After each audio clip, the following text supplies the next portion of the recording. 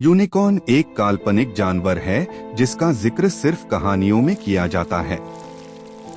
इस जानवर के पास पंख होते हैं और यह दिखने में एक घोड़े की तरह दिखता है। यूनिकॉर्न की खासियत यह है कि इस जानवर के सर पर एक सिंग होता है जो एकदम सीधा और सामने से नोकीला होता है। यह कहानी है शमशानो नामक देश की। यह एक ऐसा देश है जहां आम आदमी नहीं जा सकते।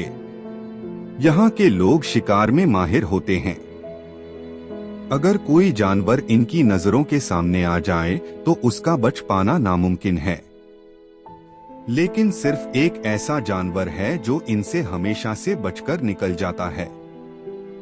वह जानवर है सेस द यूनिकॉर्न। सेस यूनिकॉर्न अब तक का सबसे फुर्तीला जानवर है। शमशानो का एक भी व्यक्ति आज तक सेस यूनिकॉर्न को हाथ तक नहीं लगा पाया। शमशानो के कबीले के सरदार की नजर हमेशा उस यूनिकॉर्न पर होती थी। वह हमेशा उसे पकड़ने के बारे में सोचता और यूनिकॉर्न को पकड़ने के लिए तरह तरह के जाल बनाता, लेकिन उसके सारे जाल नाकामयाब हो जाते। कबीले का सरदार उस यूनिकॉर्न को पकड़ने के लिए इतना प्रयत्न करता जितना आज तक किसी ने नहीं किया। एक दिन आसमान से उड़ता हुआ सुनहरा सफेद यूनिकॉर्न नीचे की ओर आया। शमशानो के लोगों की नजर उस यूनिकॉर्न पर पड़ी और वे सारे उसे पकड़ने के लिए तैयार हो उठे। यह खबर कबीले के सरदार के पास पहुंची। खबर सुनते ही कबीले का सरदार उठ खड़ा हुआ और उसने कसम खाई कि वो आज उस सेस यूनिकॉर्न को पकड़कर ही रहेगा। उसने अपने लोगों को आदेश दिया, सब तैयार हो जाओ निकम्मो, आज हमें किसी भी हाल में उस यूनिकॉर्न को पकड़ना है। सारे लोग उठ खड़े हुए और चिल्लाने लगे, हु आज हम उसे सबक सिखाएंगे हु ये। लोगों ने चुपके से उस यूनिकॉर्न का पीछा किया। उन्होंने देखा कि वह यूनिकॉर्न बड़े आराम से नदी का पानी पी रहा था। कबीले के सरदार ने इशारे में सबसे कहा कि अभी कोई हमला नहीं करेगा। इस बार कबीले के सरदार ने दिमाग से काम करने का सोचा और उसने निर्णय लिया कि वह अच्छा मौका देखकर ही उस यूनिकॉर्न पर हमला करेगा। अब वह सेस यूनिकॉर्न पानी पीकर मजे से घास खाने लगा। घास खाने के बाद वह यूनिकॉर्न जमीन पर लेट गया और फिर थोड़ी देर बाद वह सो गया। कबीले का सरदार समझ गया कि यही मौका है उसे पकड़ने का।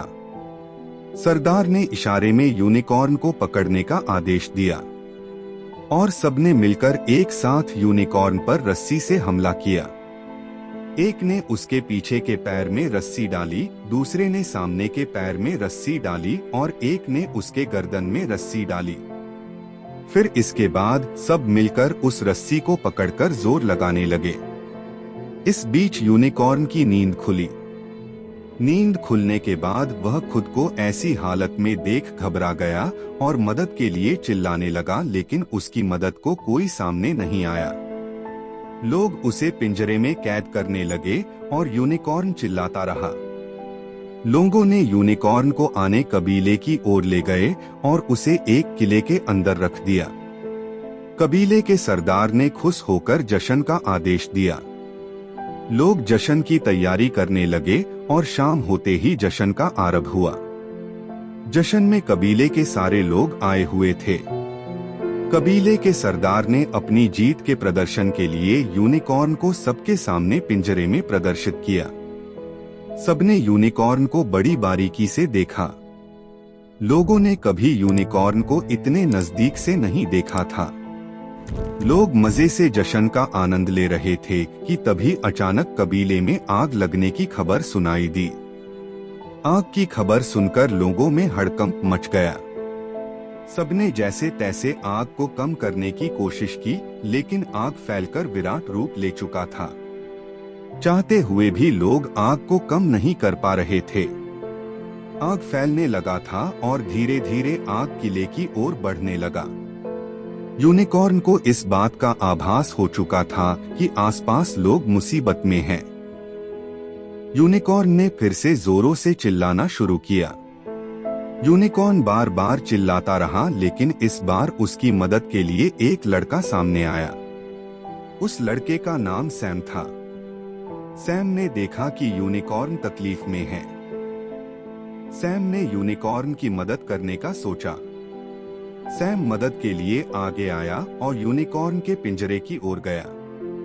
पिंजरे के नजदीक पहुंचते ही उसने यूनिकॉर्न से कहा, तुम चिंता मत करो, मैं हूं ना, मैं तुम्हें यहाँ से बाहर निकलूंगा।